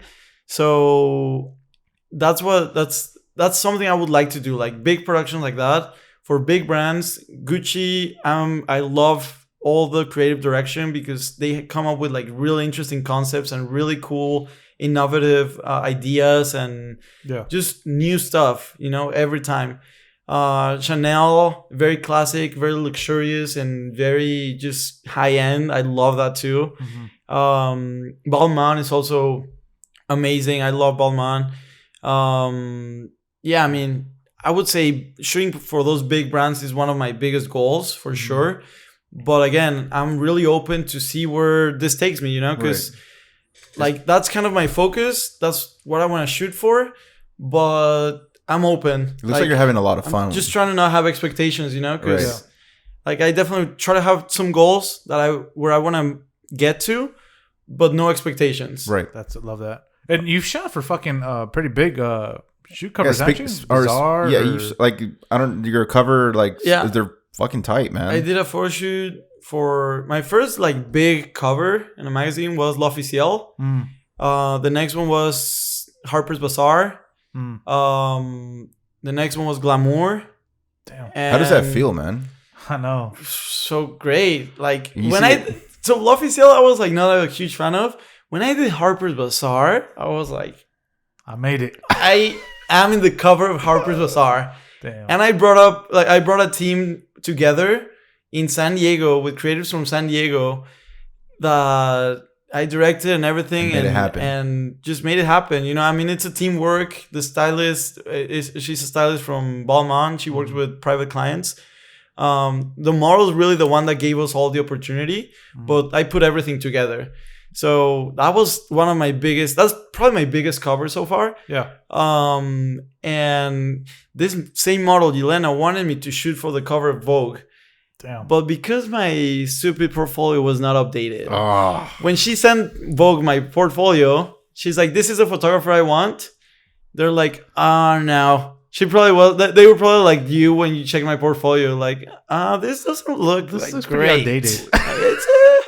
It's good. Yeah. It's all right. I hope that motivated you to. I hope that motivated you to update it. So it doesn't seem like it because you saw it recently. So one question I have for you, Adrian. So when these like cover shoots are coming at you, is there like here's my final edit on Lightroom, or is there is there a process where there's an editorial process where you submit it and then they go like, oh, we don't like this, or is it like here's my revisions? Revisions. It's never happened to me, but on that Vogue cover, so the photographer they didn't approve me, so they went with someone else, another photographer that she picked as a second option, and he definitely had a lot of great work. He's an amazing photographer, incredible and super local? Great guy. He's from LA. Okay. Originally from Mexico, Sonora, I think. Okay. Fidel. But he does a lot of high fashion, beauty, editorial, and all that stuff, glam. Yeah. He started as a makeup artist, so he has that beauty mindset and style and everything. Yeah. So, and it was for Vogue Beauty. It's I think a different higher standard of Vogue. No, I wouldn't say higher. But it's a different niche of Vogue for makeup and all that. So for just beauty in general. So he definitely had all the portfolio for that, and Vogue was like, okay, we're going with him. Okay. And I'm like, fuck. Yeah. I was this close to shooting for the cover of Vogue. Yeah. But I mean, I still went and I assisted the photo shoot, and I was even giving light advice to the photographer, Providing and, like, value. hey, like I don't want to be like, oh, I know more than you, and like I don't want to be that person on Overstep set. your Like, boundaries. yeah, exactly. So I like, if he asks or if he's like doubtful and stuff, and I may say something, and then ask for more, then I'll give him my perspective, like what I would do and this and that. So I was there. I was helping her model and do some poses because it was a nude photo shoot. So yeah, then like the next day after they sent the photos out to Vogue was like, you need to reshoot this with this lighting and this and this and that. And I'm like, well, that would have not been the case with me. Oh, so here's a good question, because a photographer is a photographer. When you shoot like cover photos, do they mostly want like less shadows and more overexposed, more definition of like the it face? Changes a lot. Or Like just every depends on the magazine is brand? different. Yeah. So sometimes they'll give you some direction. Sometimes they'll give you a mood board of what they want. Yeah. Sometimes they'll just leave it up to you. Okay. Sometimes they're super strict. So Okay. it depends on the magazine and the editor. I mean, Damn. if the magazine gives you like, yo, free range, it's like, man, they really trust you, man. Yeah. Because if I were to guess, I assume it a mood board. Yeah. But So man, I think most of them do Right. at least give a mood board. I but- mean, they can't let you just be like, yo, just fucking do your thing, bro. Like, Yeah. So we haven't even spoke about it. What's your setup right now? Let's say, oh, yeah, camera. Let's get nerdy with the camera gear, man. yeah. Let's say a influencer from San Diego hits you up, like, yo, I want your look. What off camera flash are you bringing? What camera are you bringing? What lens are you bringing? I'm like, shut up and look at my work. Camera gear is What's your basic bullshit. setup? What's your No, shut up, man. What you were saying? What's your basic setup? Camera gear is bullshit. Just pick any camera. Give me a Rebel. Give me anything. I'll make magic. Oh, yeah. I don't have a great setup. I have 6D Mark II, which is the cheapest full frame in the market, for Canon. A Godox camera flash that I have a remote, so I always use it off camera. I have Alien Beast flashes for studio, even though now I mostly rent studios. It's just easier. Yeah. But lenses, I have a 24-70 2.8, which is my baby, and that's my favorite lens. 99% of my work I shoot with that. And I have a 16-28 2.8 Tokina or Tamron. Yeah. I don't know. I always get those mixed, but one of those. No primes. No prime. I used to have a 50, and I was like, nah, I'll sell it. Yeah. Man, So- two polar opposites. One prime shooter and you're a zoom shooter. From like what I like as a photographer, like most of your photography looks like 35 millish. I don't know if you even notice. Most of it is 24. 24. Yeah, because Some of them, I was gonna ask you that. Some of them do look a little wide angle, like the I distortion. love wide angle. But no, I know. But Yeah. like your swipe ones, they look like 35 ish. Just because like the way the body looks, it looks flat. I mean, I play around since it's Yeah. a zoom lens. I just play around. Yeah. But 24-70, that's the range. so That's the range you that I just, you use. just fucking whatever feels comfortable. Probably Whatever's look. from 24 to like probably mostly 40. Yeah. That's my main range. Okay. But Because most of your shoots are definitely wider shots, and they're not I too just tight, love wide angles. not a tight focal length. Before I had this camera, before I upgraded, I had a 70D, which I shot a lot of amazing work, and that's why I'm like, the camera is just a tool. Like for me, the camera, and I said it, and I've said it like in the podcast, and I've said it with every photographer that asks me for my equipment and my gear and all that. I'm like, Don't matter.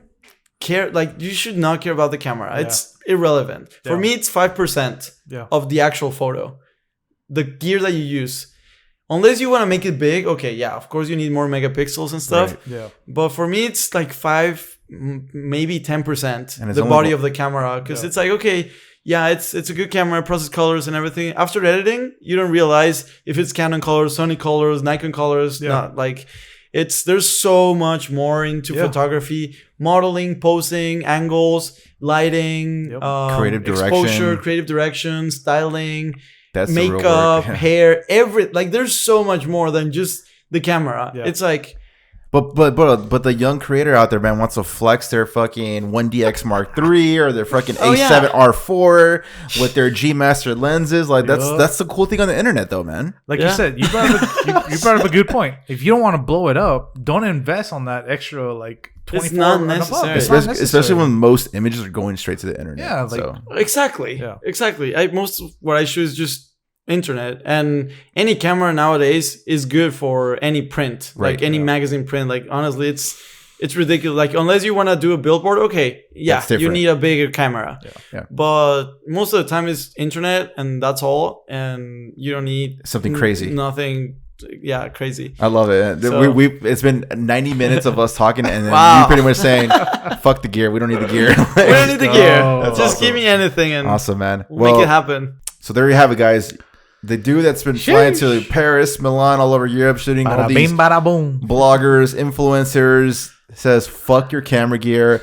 Just get whatever camera you have in your hands and make that shit fucking work and study it, man." Yes, sir. So the best camera is the one that you have at the moment that you need it. That's awesome, man. Something I'm noticing in this conversation is that you're involved a lot in the creative process as far as direction goes. So when you're saying you're directing all these like people, like do you see yourself being like a head director to, let's say, a Vogue, for example? Like I could see that kind of happening. And I mean, I didn't know you had this talent, because that is another talent to have as far as like delegating people what to do. It's really hard to do that. Hiring people and all that. Yeah. Oh yeah.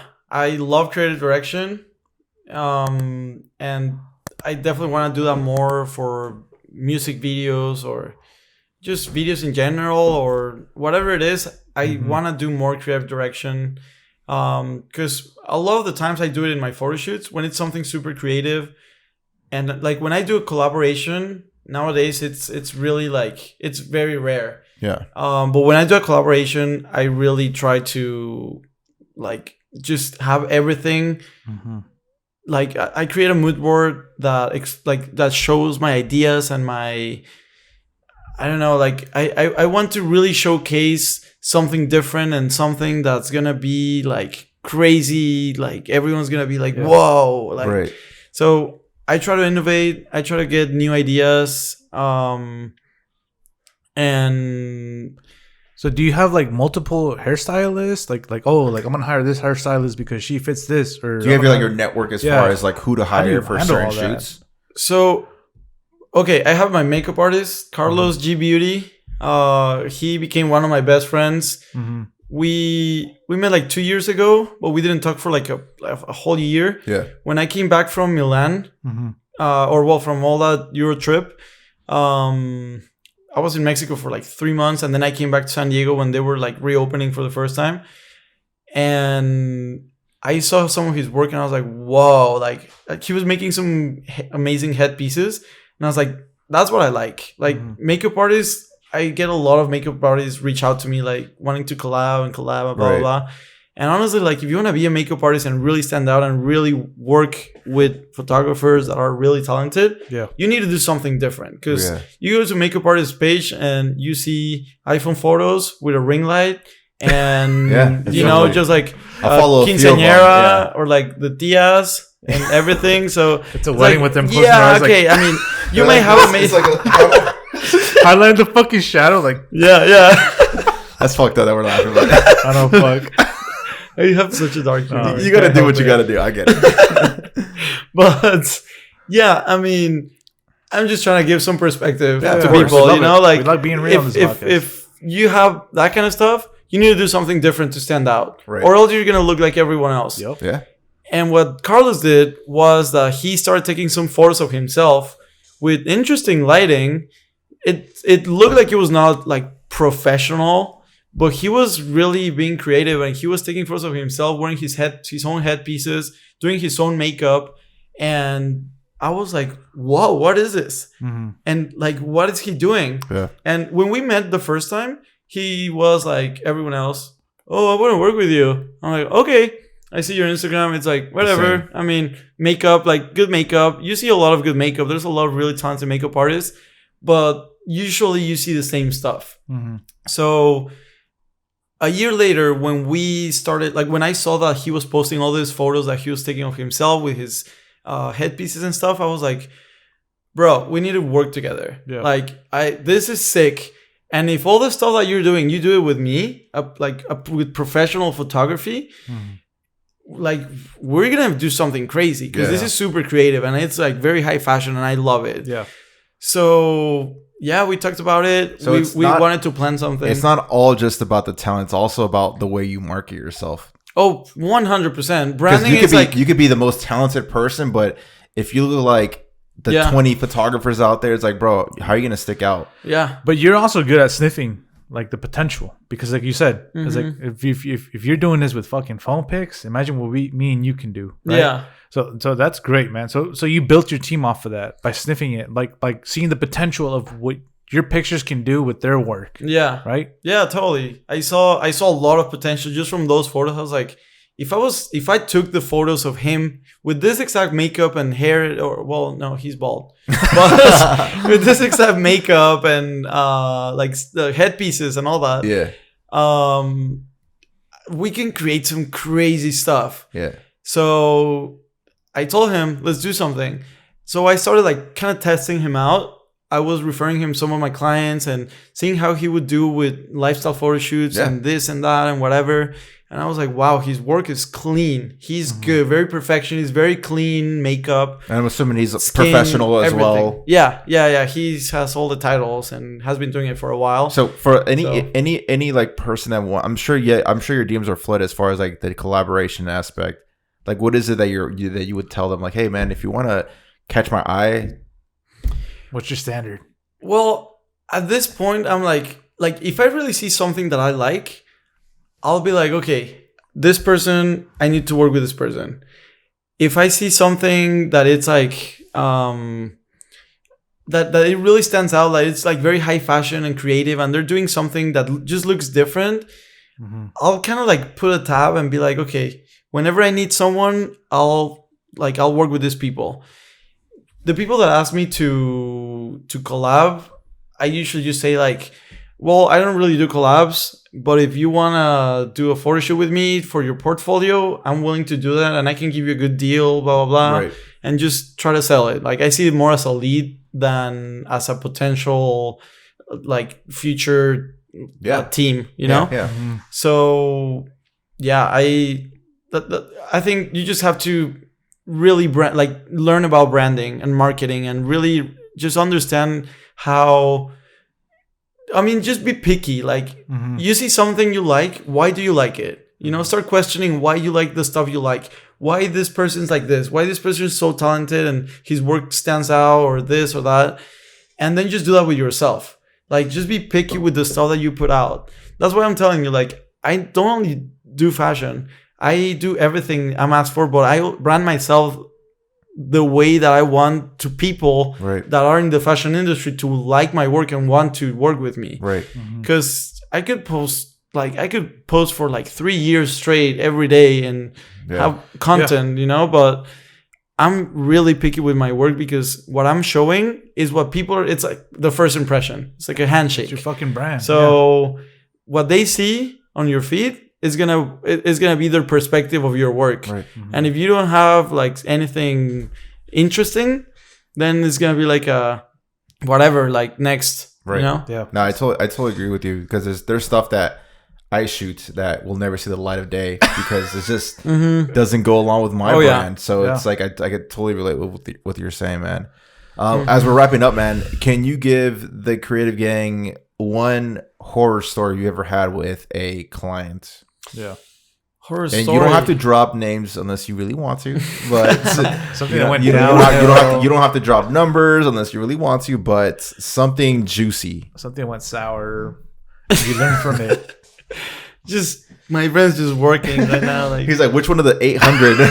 Okay. Dude, honestly, this happens often. Yeah, just something that you can think of. You don't have to go too crazy with it, but something that you had to deal with, and what was your solution, or how'd you resolve that, or what'd you learn from it? Yeah. So, okay, which one should I pick? So A or B. Let's see. The one that's more traumatic. That's too obvious. Oh, that's too obvious. Watching? He's watching. Not like I care. Yeah. Maybe whatever. Your biggest. Okay. Fuck it. Rip it. And the fucking frame. Give that thumbs up. Cheers. Yeah, cheers. Let's go. Thank you for, man. So, a recent photo shoot. I'm not even gonna be specific, but No, you don't. No specifics. This is a recent photo shoot that I did with 18 people. Damn. It's pretty obvious. Okay, so I had. So think about it, It's in the man. frame, bro. Keep it a stack with us. It was in the frame, man. You don't have to drop names, bro. I'm telling you. No, but the thing is, just I created this mood board and like I had everything so specific and all that, and I wasn't able to be there and check on everyone because I was so busy with work. And then What do you mean you weren't able to be there? You weren't present at the shoot? I wasn't present because so I was shooting that day. I was in Beverly Hills. Okay. Shooting at James Goldstein's $40 million mansion. Damn. With Yelena and Ninoska, two big influencers and models. Like for the cover of my first cover of Glamour magazine. Okay. And that same day I had this like big photo shoot in San Diego. So I like everything got delayed. A makeup artist canceled and everything. So we were running late. And when I was finally able to leave, I was in LA. And I had to come to Hendo Studios. I was like, everyone was waiting for me. Like I think call time was at like 1 or 2 p.m. Even the talent? Yeah, I mean, kind of waiting for me, but it was, the pre-production, like makeup, Okay, hair, gotcha. styling and all that, like set styling and all that stuff. Yeah. I had already given them direction, but I would have loved to be there because it was all my concept. I gave them all my ideas and everything, and it was all my concept.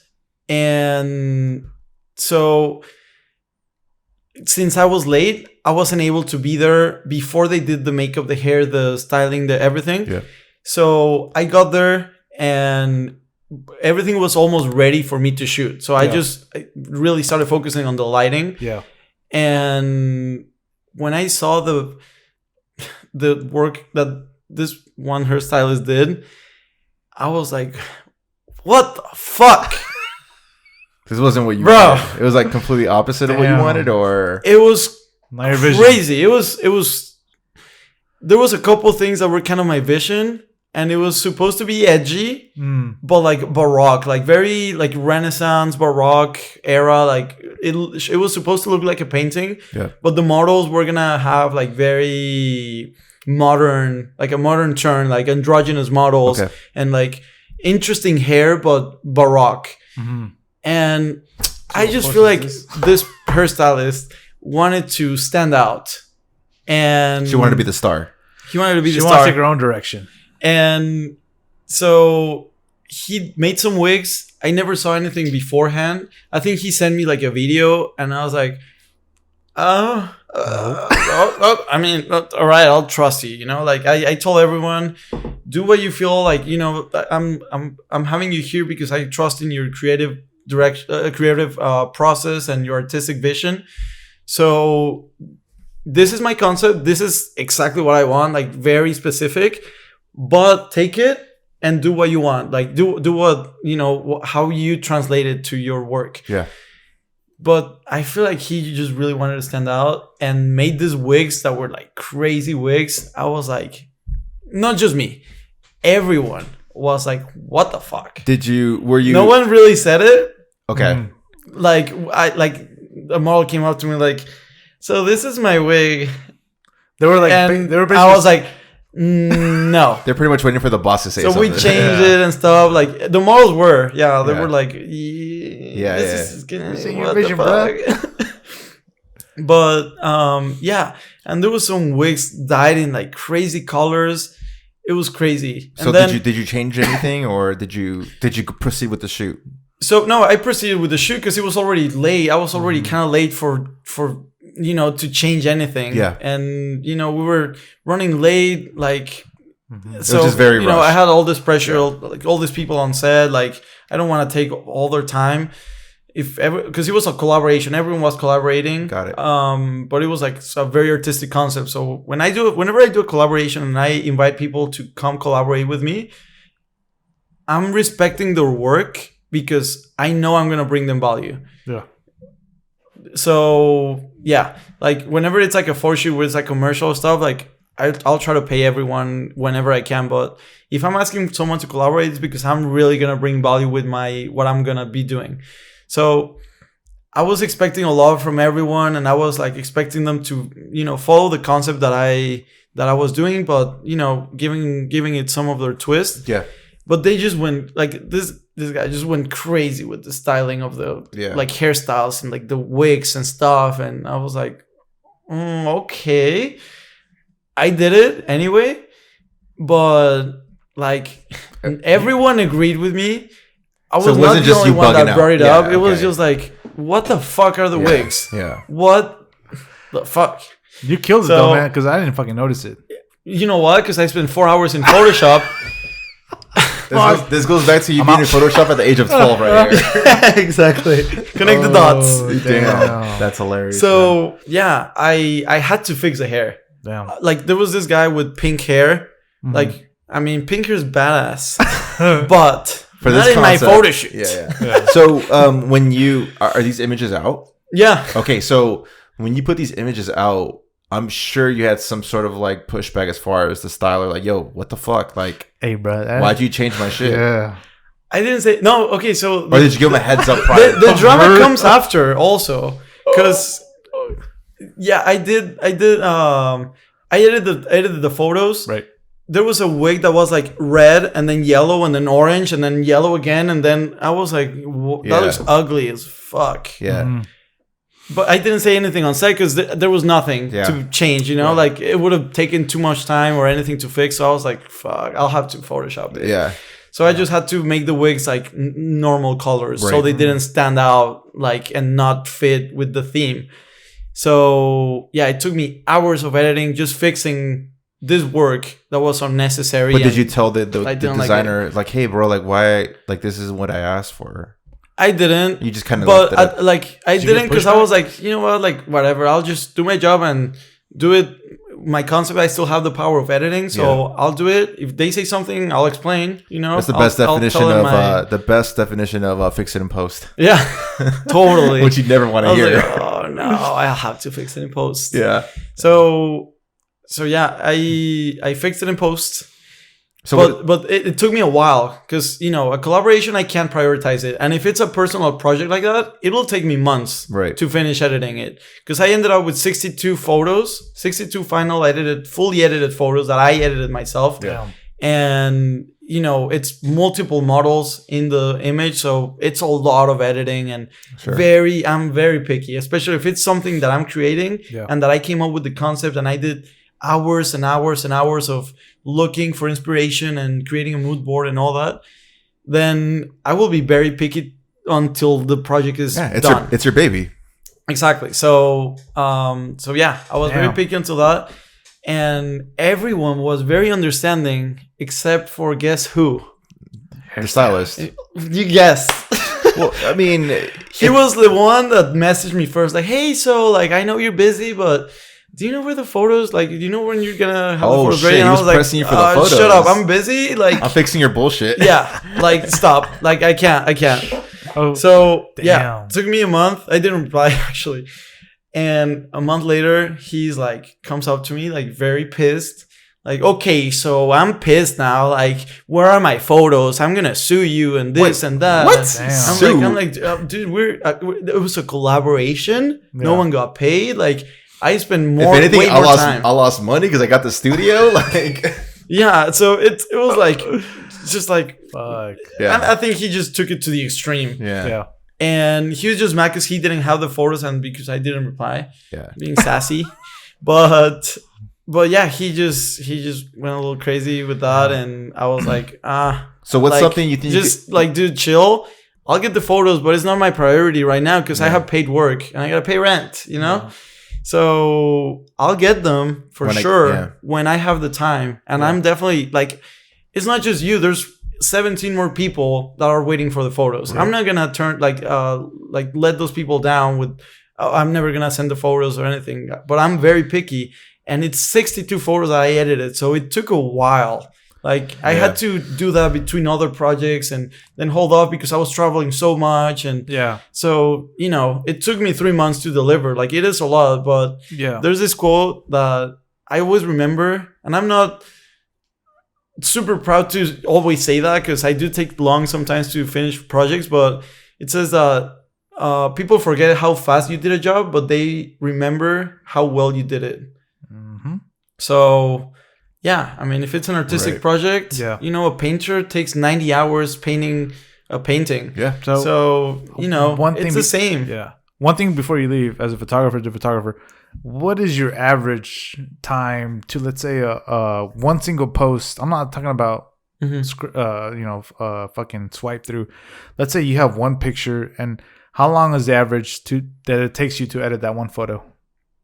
He's asking more for himself, as you could tell. No, because I have my own time. I've always set my time on this podcast, but I want to know, as San Diego's best, how long does it take you, like, for real, like from start to finish? One post, one picture, that's it. Most of my photos, actually, maybe all of my posts are carousels, and I just post like a full photo shoot or like multiple image of that photo shoot. Right. But if I'm like, okay, I took this photo, I'm gonna edit it and like till the end. Yeah.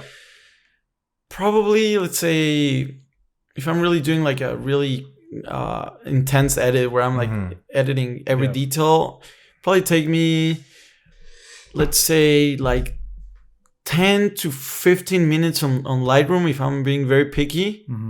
Probably like 10 minutes on Lightroom to being very picky, and then in Photoshop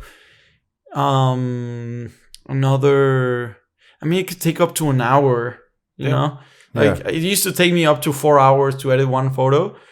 Right now I have my workflow more efficient, so I think editing a photo will take me an hour, like something like that. Sounds about right. It's pretty good actually. And that's how you fucking obviously become what you are. Like what distinguishes you from other photographers who are too lazy or they're not really critical. No, actually, you know what? That's actually me.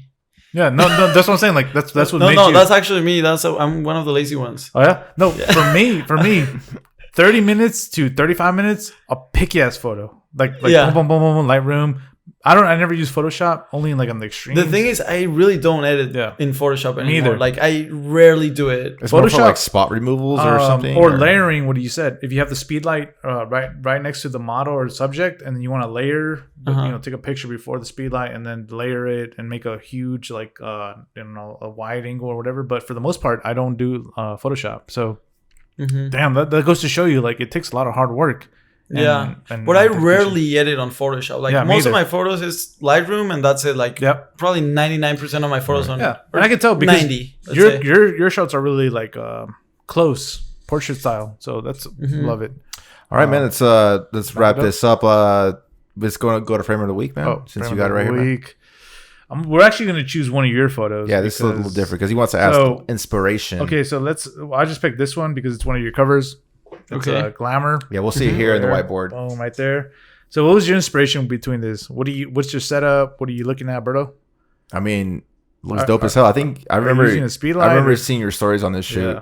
I think it was like a tennis court, I want to say. Yeah. That was a $40 million mansion. Oh, was it? That's the shoot before you went to this one. Yes, that was from the story. Yeah. Exactly. Awesome. That's the one. So what was your inspiration about that? How did you come about that? That was... So I really just did the photography part of things on that one. Yeah. Like I did pick the locations. When we got to the mansion, I scouted around every place in the mansion to see what would be best for the different outfits we had. Yeah.